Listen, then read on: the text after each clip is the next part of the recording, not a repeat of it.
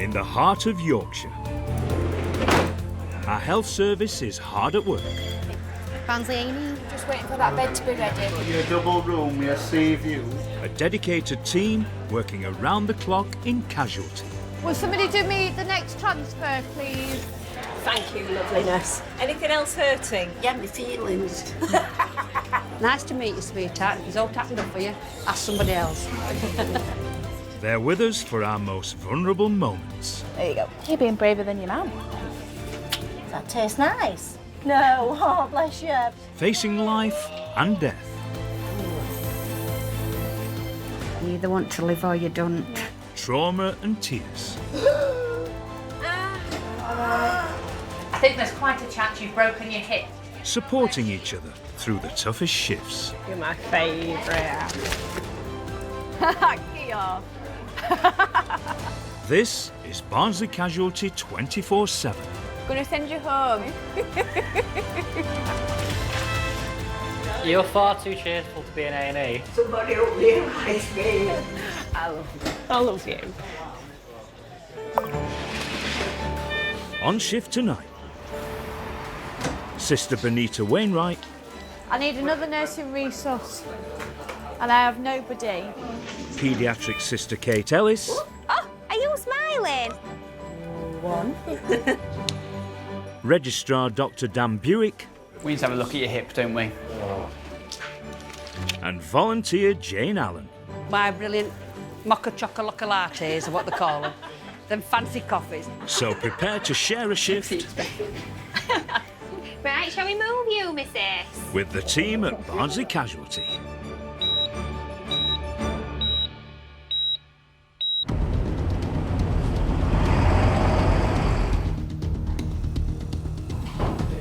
Clocking on this morning, 17 nurses will be expecting to care for 300 patients in the 30 bays that the casualty department has available.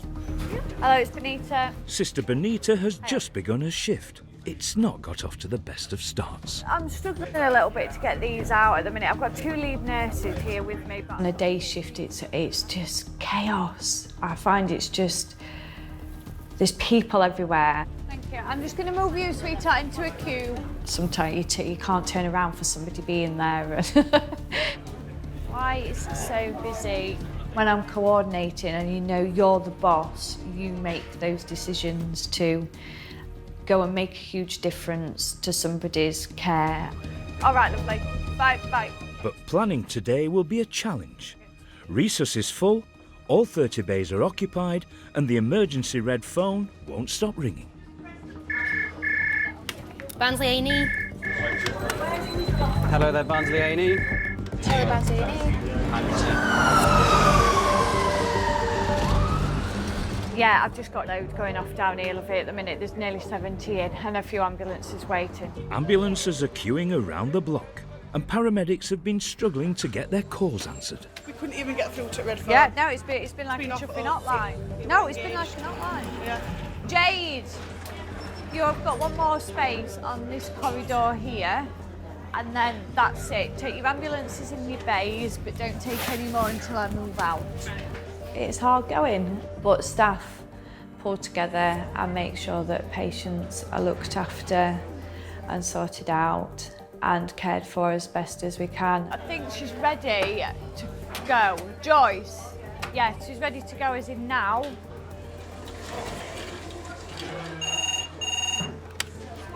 Hello, Barnsley Emergency Department. As one bay's freed up, the backlog will have to wait, because the red emergency phone has rung again.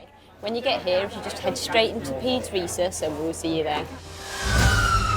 Paramedics have been called out to a 2-year-old with extremely low blood sugar levels. Sister Kate prepares Resus. Georgia, do you want to just grab the BM machine for us? When the red phone rings and it's for a child, you feel sick and anxious about what's about to happen. What way is it going to go? How well's the child going to be when it arrives? How are you going to help? Consultant Dr. Joe Stone will be leading the team today. A 2-year-old that's had a non-responsive episode. They were hypoglycemic. Original BM was 0.8. They've had glucogel, it's come up to 2.6, and I think prior to that there was a history of choking and unresponsiveness. A blood sugar reading of under 3 requires immediate treatment. 0.8 means there is a dangerously high risk of a hypoglycemic seizure. Oh, ETA was... Yeah, so ETA is now. Caitlin arrives, carried into resus in the arms of her mum, Lauren. This is Caitlin. Yeah. She is 3 in June. Okay, hi Caitlin. So initial call was through for a possible choking and unconscious. Mum says that little girl in bed with mum. Mum woke up to little girl choking, coughing, choking. And then when we did a blood sugar, it was 0.8. Okay. She has had a very similar episode in December last year where her blood sugars were 1.7. Okay. Ended up on a drip up here for 5 days. Okay. Was treated for sepsis and given Tamiflu. Okay.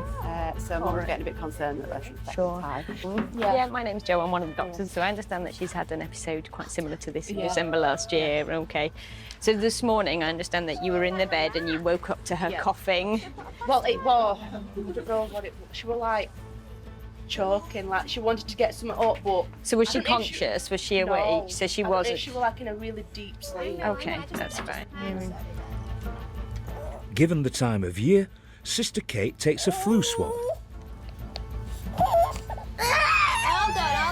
on. And Dr. Stone checks for signs of meningitis. All right. Hi, Caitlin. Hello. Okay, fine. Let's have a little look at your belly. Okay. That's fine. I'm just going to listen to your breathing, make sure it's okay.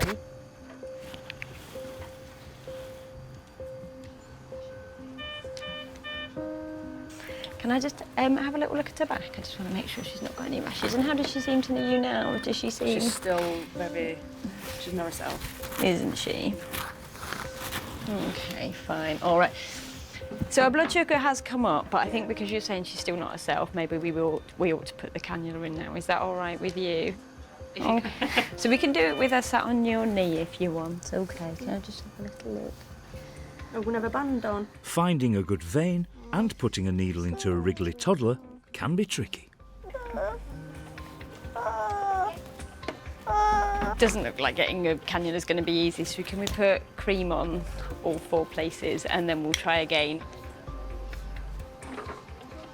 We'll put some cream on her, okay, so that when we do the cannula, it should be okay. Obviously, if her blood sugar drops while we're waiting for that, then we'll need to put it in more urgently, okay? Sister Kate is putting anaesthetic gel on the areas where they might have to give Caitlin emergency medication. Shall we have a little peek? They're concerned that if her glucose levels don't improve, she's at risk of having a seizure.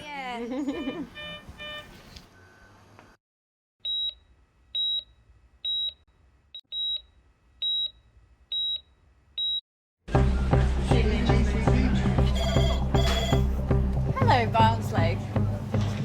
Today in Barnsley Casualty, the emergency phone has been ringing off the hook. Yeah, come up to here and I'll sort out from there. All right, lovely. Bye. The beds are all occupied, the corridors are full, and the ambulances are queuing to get in. Sister Benita has no choice but to call an urgent meeting to work out how they can cope. Right, folks, we currently have 66 in department and there are 4 in resus. So acuity is quite high. Peds is very busy. There's about 18, 19 in there at the moment. We've still got 2-3 nurses in there. The issues have just been massive numbers. We've had 26 booking in the last hour again, so we've just been hit quite hard. Over in a packed-out resus, 2-year-old Caitlin is in hospital for the 2nd time in a month, with dangerously low blood sugar levels. Unless Dr. Stone can work out the cause, the toddler is at risk of having a hypoglycemic seizure. Does anybody in your family have any problems with diabetes, other hormone-related problems? There is diabetes running in family. Okay. Regardless of whether it's meningitis, flu or diabetes, Caitlin needs to take on more sugar. Will you eat some toast? No. Is she a good eater? Is there anything? Normally, yeah. You're good at You gonna eat these toast? No.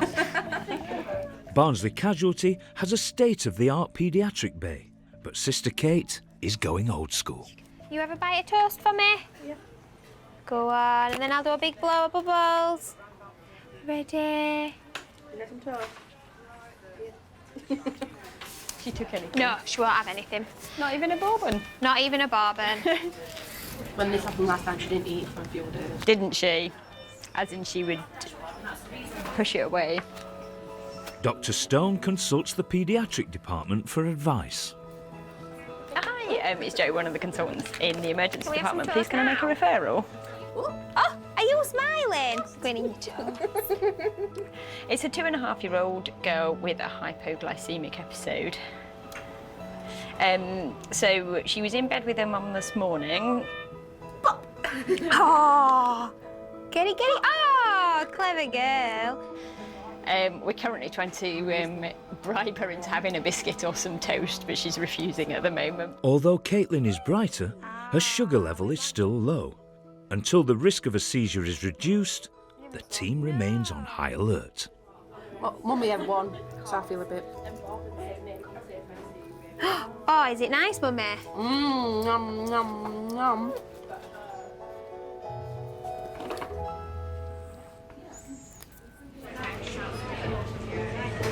Sophia, do me a favour, lovey. Just pass that 3-lead ECG monitor around here. This man's bradycardic and he's not on a monitor.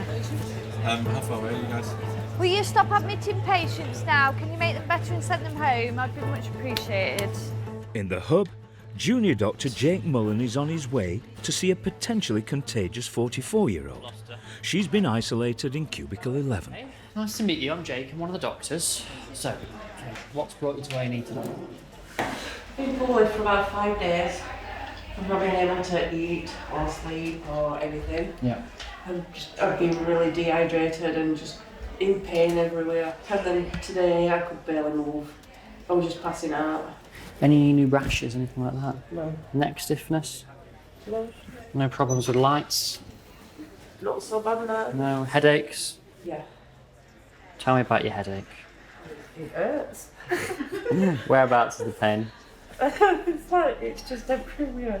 Like my head's just going. When someone comes into A&E with an infectious disease, depending on what sort of infection we think it is, we might need to isolate them. Part of me wants to stand at the back of the room and sort of talk to her from a distance, making sure that I don't breathe in what she's breathing out. Although it is flu season, there are many different strains. Dr. Mullen is concerned that Kay is presenting with the most serious symptoms. We've got some masks about. Is it all right if I check your observations, Kay? See what your temperature's doing, all that sort of stuff. Just have to take the proper precautions. And if I get sick, I get sick. That just comes with the job.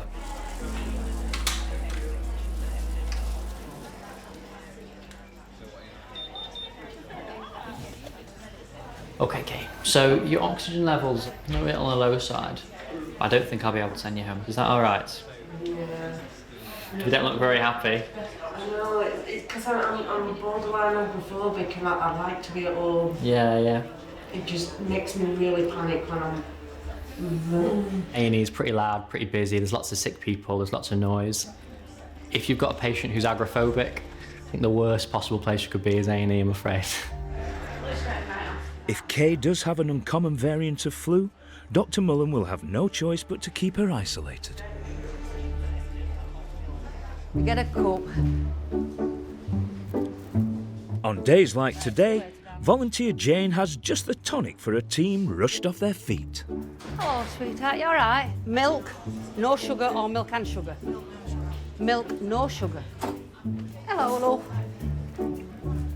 When it's really, really busy, sometimes the staff miss the breaks. One of them, my brilliant mocha chocolate lattes, or what they call them, them fancy coffees.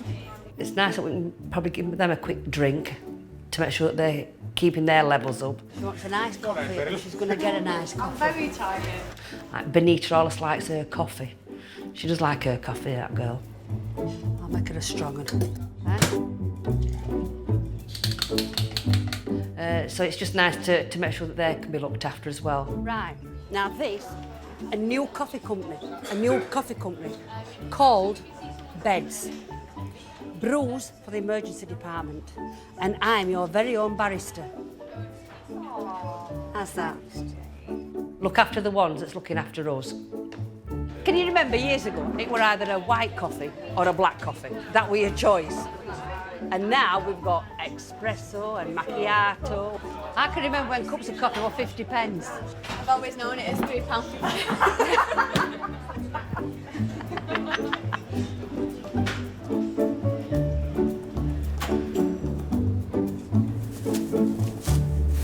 That's it, shot put.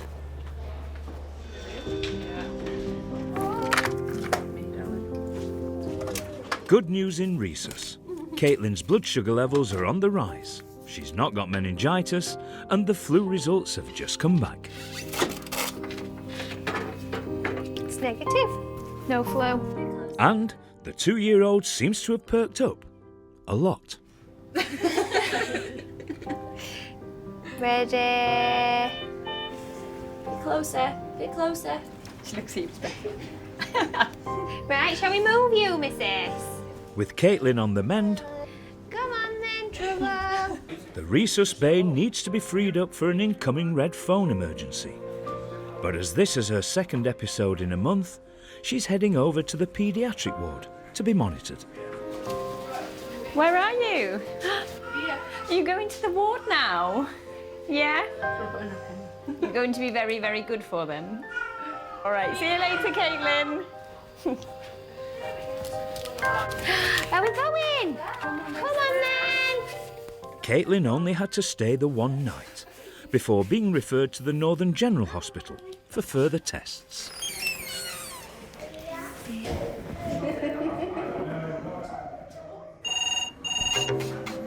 Hello, Barnsley Emergency Department. Emergency calls have been coming in all day, heaping the pressure on Sister Benita. He's not going to miss this, is he?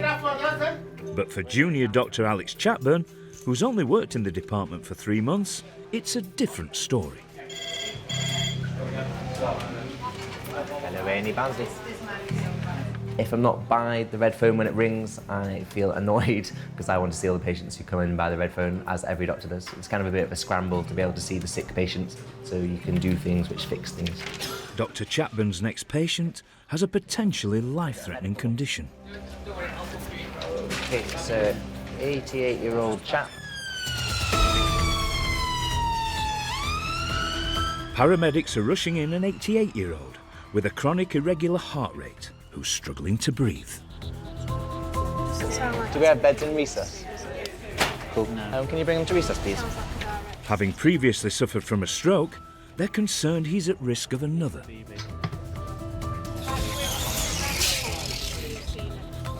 Bill is immediately brought into Rhesus Bay 1. Hello, Doctor. Hello. Okay, I'm Alex, one of the doctors. Who is that? Should we sit you up a bit? There you go. We're going to come at you from a couple of angles. Roxy's going to put some stickers on your chest. The ambulance guys are just going to tell us what the matter is. Bill's 88. He's had a 6-day history of increased shortness of breath. His heart rate is anything between 140 and 160. The finger probe at 12 leads shows it's fast AF. The urgent priority is to lower Bill's heart rate to get him out of danger. Past medical history, he's osteoarthritis, type 2 diabetes. He's medicated metformin, but took the decision upon himself to stop taking that. And do you mind if I just drop this down? We need to put a cannula into you and take some blood tests. So you know, sweetheart, just a bit of oxygen to help you breathing. Up. So you've had a bit of problems with your breathing for the past 6 days, you say? I'm more than that, I think. Yeah. Yes. You're on some tablets that you take for it. Do you take them at home? No. When did you stop taking them?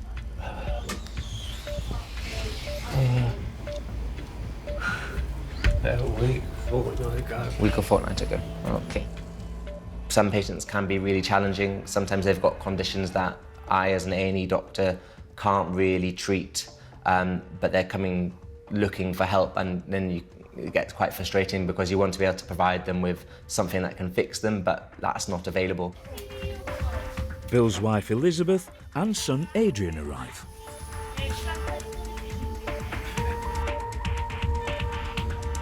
You all right? Yeah. I'm going to ask your wife how you've been in the past couple of days. Terrible. Terrible. How do you mean terrible? He has breathing and the last couple of nights just rolling in pain from the knees down. Not too good. Sounds crikey, sounds as if I'm on the way out. No.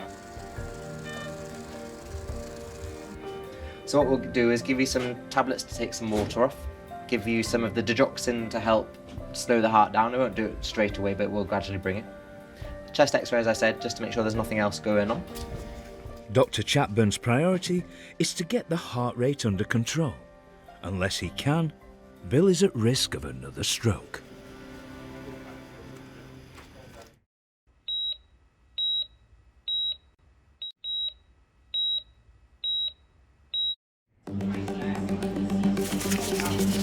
I need another nursing resource, and I have nobody. I have nobody. Sister Benita has struggled all day to keep her shift on track. The number of emergency red phone admissions has been much higher than usual, causing a strain on even the best laid plans. Are you all right round there? Sound. No, apart from a big glass of wine. Bye, bye. She's checking all the areas of casualty to see if there are any spaces anywhere. Sorry, just do me a favour, move this chap here, because he's not in a corridor space, onto here, because I can't get past. No, there. I struggle. I do struggle, and sometimes I think when you've got so many people saying your name, that bit of me that I should keep quiet just comes out and snaps a little bit. I'm fed up. I've just chase all afternoon to my chuffing head in. When resus is full, the impact on the rest of the department is huge. It's kind of like a red light effect, I guess, and until patients are starting to be discharged in other areas, you can't move those patients.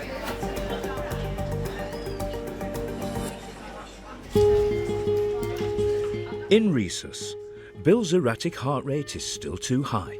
He's not been taking the medication that usually controls it, and he's struggling to breathe. Bill? Yeah, all right. Yeah. Deep breath in. And out. And in. Dr. Chatburn has ordered an X-ray to rule out complications with his lungs. Why could you do that? I was just parking up on it. Just going to take a chest x-ray, Roland, all Go on then. right? I'll just check your number on here. Have you got a wristband? Some of the things people come in with, you think, why have you come in now after all these days and weeks of suffering? So just while we take the x-ray, you all right just to stand outside these doors? We'll only be a few minutes. Barnsley A&E gets an interesting mix of patients. There seems to be a big cohort of elderly people who don't like coming to hospital. They'll just stay at home, stick looking after themselves and think, I can get through this. Just breathe in, hold your breath, breathe out. Well done. There you go. So just going to keep an eye on your blood pressure for the next couple of minutes, because this slows your heart down, but it also can affect the blood pressure, so we just have to be a bit careful. Okay? Dr. Chatburn has prescribed a drug to slow Bill's heart rate and lower his blood pressure, but getting the exact dose is critical. He checks with consultant Dr. Liz Doherty. Because it keeps on going from like 90, 100, 120 to 170, but It's quite hard to find the middle ground of when is enough. But I think the peaks have come down a bit. I had dreams of running around the corridors, saving lives, making everyone better, making them happy, and then most of the time, real life, it's not like that. You kind of do a bit of work, help them get rid of some pain, but then there's still something going on in the background. Fine. Just gonna give you one more. That was my consultant. She likes to keep eyes. Make sure you don't play that. I'm the one with the syringe. All Bill and his family can now do is wait to see if the doctors have got the balance right to get his heart rate back to normal. When helping out, You all right, darling? volunteer Jane takes her duties very seriously. Say to her, is she now? That's 5 I've made this morning. I could shut up my own coffee shop, shouldn't I? What's that coffee like? Well, nice and up, it's stuck to the side. You can tell when it's a good coffee. It's when it's like it's a good pint and it sticks to the side. But it's not just the coffee she wants to get right. She's also the perfect person to test drive newly fixed bed trolleys. Put brake on. Right, go on then now.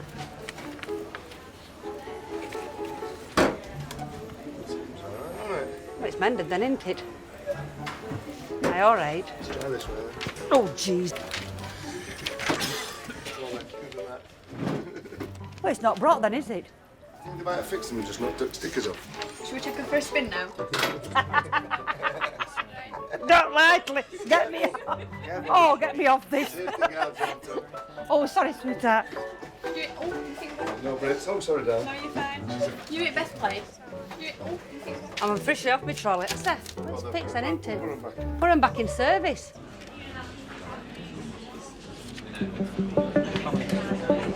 In the hub, Dr. Mullen has an idea to help Kay, who may have a highly contagious strain of flu.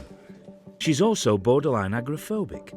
First, he needs to check with his consultant, Dr. Joe Behan.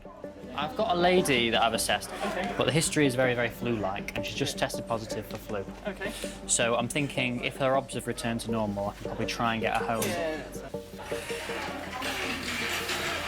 So, Kay, I don't know if you've already been told, your swab came back and it tested positive for flu A, which is one of the more common ones. So it's what we thought, it is flu.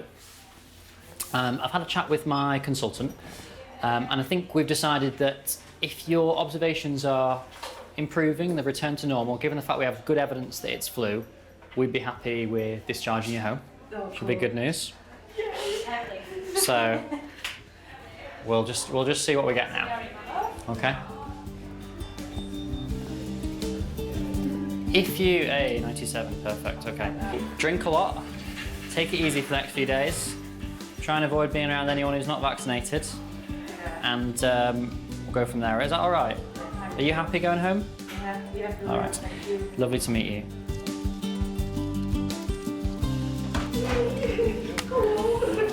Most doctors you'll find try their best to lead a healthy lifestyle. Some of us take vitamin C supplements. I don't know if that works, but it makes us feel better about ourselves.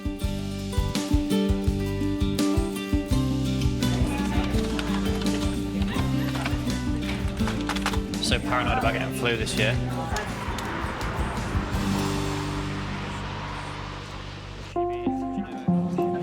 In the hub, Dr. Chapman is preparing to see his next patient. Jane, in cubicle 4. So I'm Alex, I'm one of the doctors. Who have you brought with you? My next door neighbour and my son. I was going to say daughter, so it's a good job I didn't guess.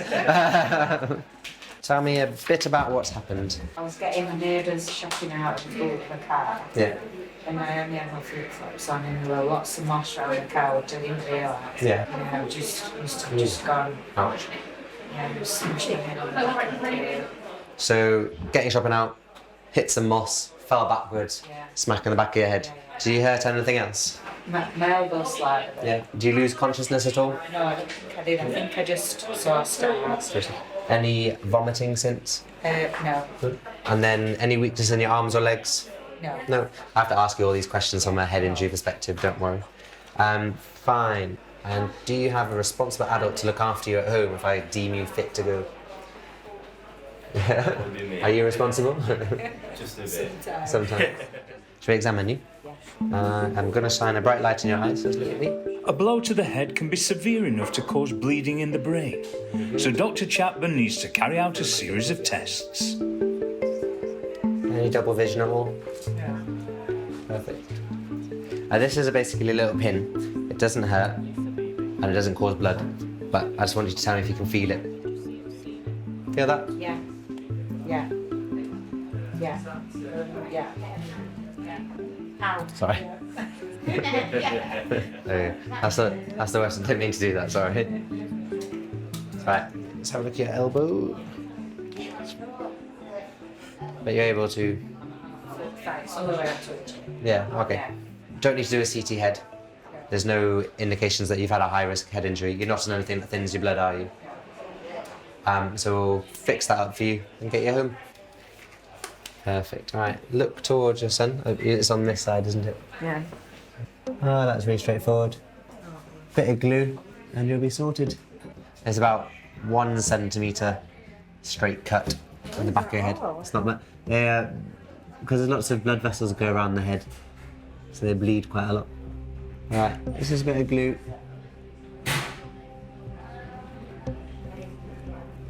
You okay? Yeah. Just need to press it for a couple of seconds. Good work day would involve a couple of interesting patients, maybe a couple of sick ones and some straightforward stuff that is relatively easy to diagnose and to treat, but leaves the patient satisfied. Right, that's everything done. Thank you. All right. So essentially, if you're starting to be more drowsy than you should be, have any vomiting, can't move an arm or a leg or something like that, you promise to come back. Yeah. Look after yourself. Yeah, thank you so much. Have a good afternoon. All patched up, Jane was one of the lucky patients who didn't have to wait too long to be seen. Hello, Barnsley. How old is he? How long are you going to be? Hello, Barnsley ED. The phones in the hub have not stopped ringing at Barnsley Hospital today. I'm going to disconnect this hotline tomorrow. I've had enough today. But it's doing my head in, and it's 1 in, 1 out. Even the doctors have noticed the increase in calls. Yeah, it does, Daniel. Welcome to my life. Hello, it's Benita. But while the patient numbers keep rising, there is some good news in Rhesus. Yeah. Can you just tell me your full name and your birthday? Yeah. Oh, you want to come to the party? Yeah. You can invite me. Bill is back on the right balance of meds and back to his normal self. Are you allergic to anything? Yeah. I'm related to her. In hospitals. Oh. Are you allergic to hospitals? No, I don't know anyone. It's all right. It's getting there now. Slowly. It's coming back to normal. Yeah, it's... There's always a bit of uncertainty and nervousness when you're treating people, how they're going to react to you as a doctor. But you get to chat to hundreds of different types of people from all walks of life. They've all got pretty interesting stories most of the time. You've got your elderly patients who've been in the world wars or have done this or done that. And you were a butcher, weren't you, Dad? Yeah. In the Merchant Navy. Worked in the butcher's shop, didn't you, on the Queen Mary And Elizabeth, and the Elizabeth. Mauritania. He's been drunk in more countries than I have. Where's the favourite place you got drunk, Dad? Hamburg. Hamburg.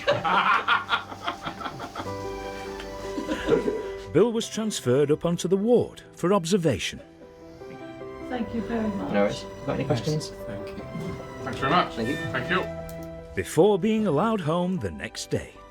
Thank you so much. Thank you. You're welcome. Hope you got coffee. Just tea, just nice cup of tea. English tea. The Empire was built on tea, Dad.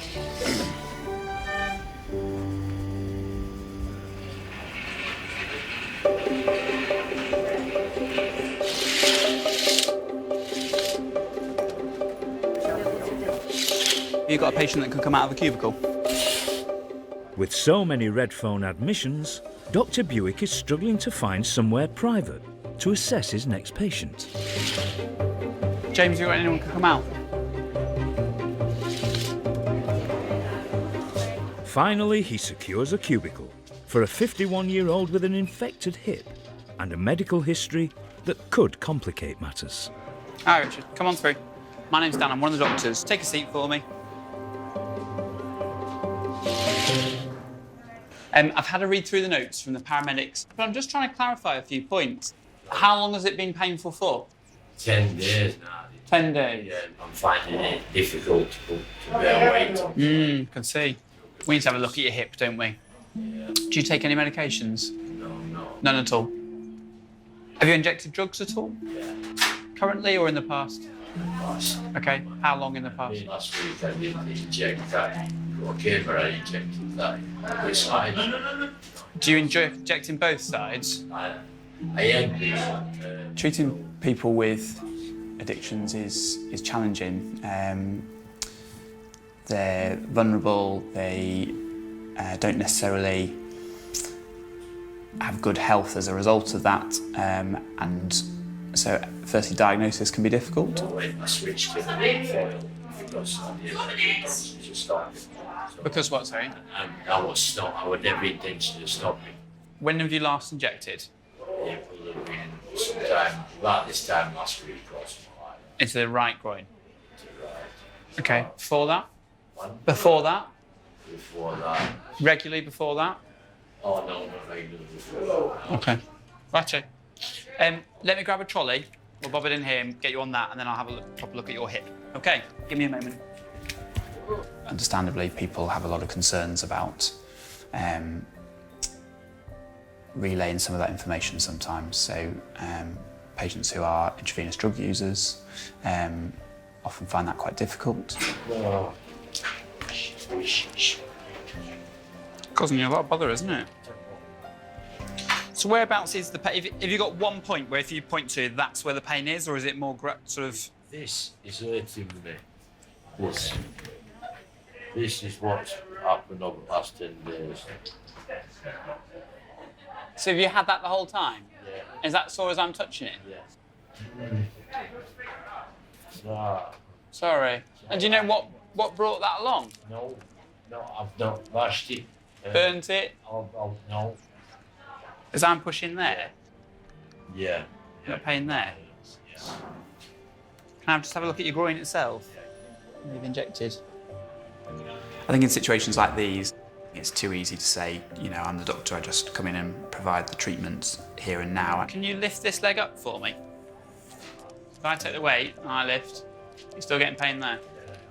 Part of my role is trying to improve people's health in general terms, so not just a poorly hip or elbow or whatever, but actually their overall well-being. You've got to find out, and it's got to be seen to because Needs sorting. I agree.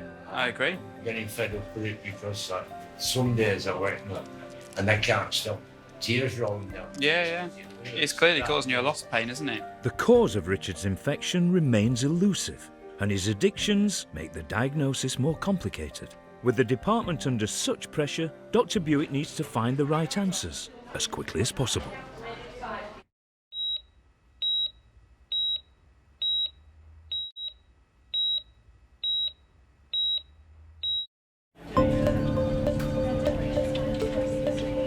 Right, where are the nurses? Where are the nurses that we employed? Hello, Will. He's a 51-year-old chap referred as a query osteomyelitis, query septic joint. He's had 10 days worth of severe left hip pain, struggling to walk due to it. Richard's hip is causing him severe pain. Dr. Buick has asked orthopaedics to help with the assessment. He suspects the infection is rooted deep in the hip joint, making it harder to treat. Let's try and sort this out. We need to x-ray your hip, okay? I need to take some bloods from you as well. All right. What we'll do, the bloods take the longest. So let me take the bloods and get them sent, and then we can get you around for an x-ray. Normally, I normally can. Your challenge. Patients that inject drugs into their veins recreationally, it's often difficult to find a vein because they've found all those veins to be able to inject drugs into, so it's more challenging. These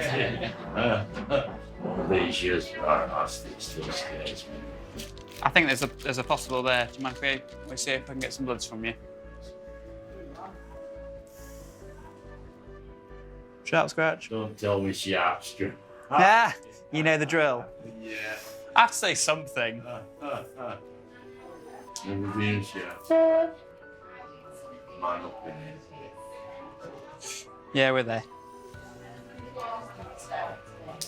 We're cooking up proverbial. We are. We're up and running. Man down. That's all right. It's a small needle, so it should stop bleeding pretty quick. I'll get these sent, request an X-ray, and then I'll send you around. Yeah, I've never come across a doctor that's been able to do it like that without ultrasound. It's really, really good. On your left, you'll see a reception for X-ray. Richard is grateful to Dr. Buick and the care he's giving. Would you take a seat in the waiting room? I'll keep an eye out for your X-ray, and I'll call you through when I've seen that. I've probably got your bloods as well. Is that all right? Okay. Is that room now free? Yeah. But on such a busy day, it'll be some time before the results come back, and Richard's beginning to feel anxious.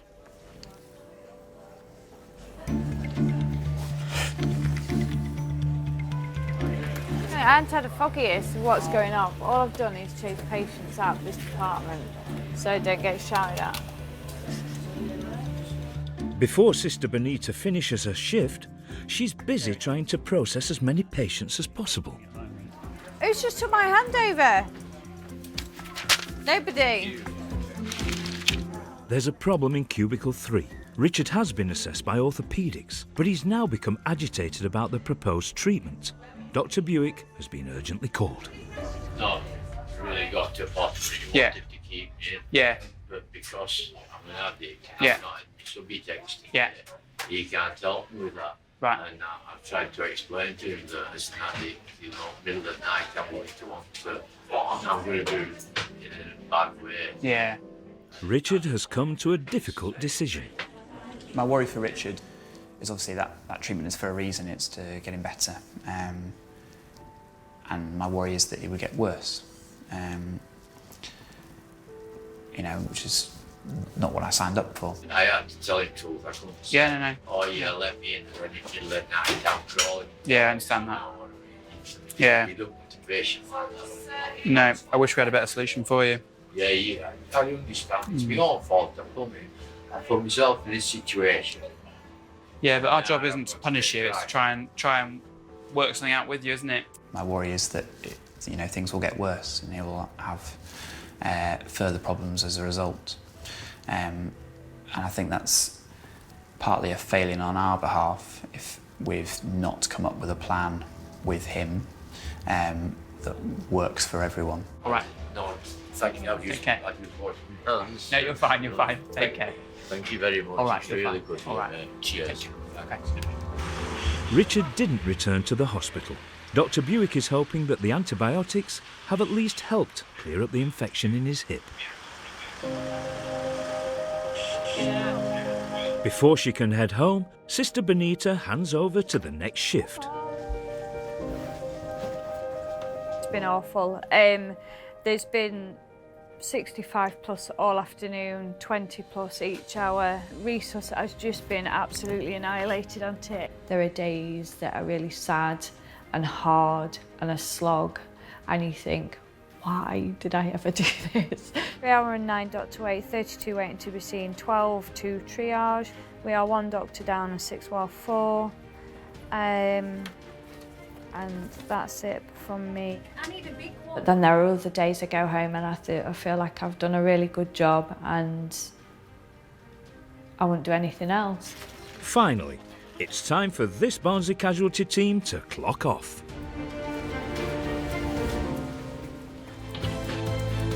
Ride along with the heroes keeping our roads safe. The new series of Motorway Cops Catching Britain's Speeders starts next Monday at 9. And what happened to British student Meredith Kircher? We examine her murder brand new at 10 tomorrow. Next, 999 Critical Condition.